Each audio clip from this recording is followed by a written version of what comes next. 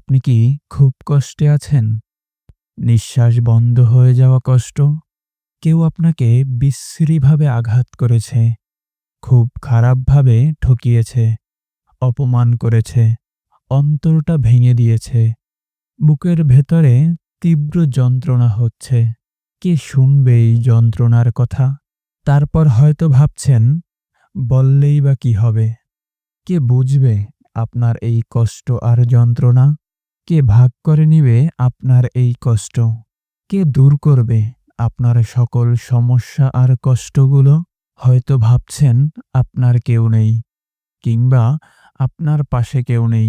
তাহলে আমি আপনাকে স্মরণ করিয়ে দিতে চাই, আপনার একজন আছে, যিনি থাকলে আর কাউকে প্রয়োজন পড়ে না, যিনি সবসময় আপনাকে ভালোবাসেন। তিনি আপনাকে যত্ন নেন। তিনি আপনার যত্ন নেন। আপনার কথা ভাবেন। তিনি আপনার কল্যাণ চান।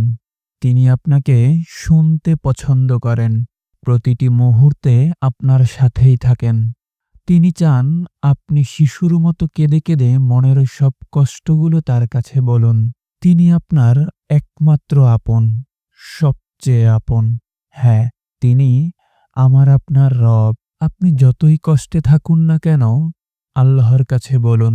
তিনি আপনার সব কষ্ট দূর করে দিবেন। একমাত্র তিনিই তো পারেন আপনার কষ্টগুলো দূর করতে। আপনার ভাঙা অন্তরের কথাগুলো বলুন তার কাছে। দেখবেন তিনি তার ভালোবাসার প্রলেপ দিয়ে জোড়া লাগিয়ে দিবেন। যত অভিযোগ আছে তার কাছে বলুন। সবসময় আল্লাহর কাছে আশা রাখুন। আল্লাহকে সবার উপরে প্রাধান্য দিন। তারপর দেখবেন কেউ আপনাকে আঘাত দিতে পারবে না, দিলেও ভেঙে ফেলতে পারবে না। কারণ আপনার পাশে আপনার রব আছেন।